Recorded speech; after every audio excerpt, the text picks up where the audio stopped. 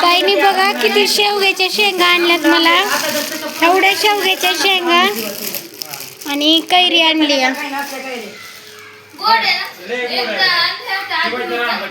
काय म्हणतीस ताई?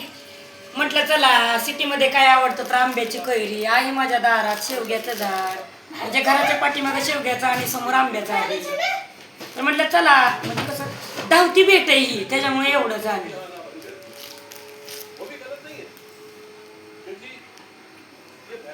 दाजी काहीच नाहीत बोलत. दाजीला घेऊच नाही का? एवढ्या शेंगा ताई किती शेंगा आणल्या.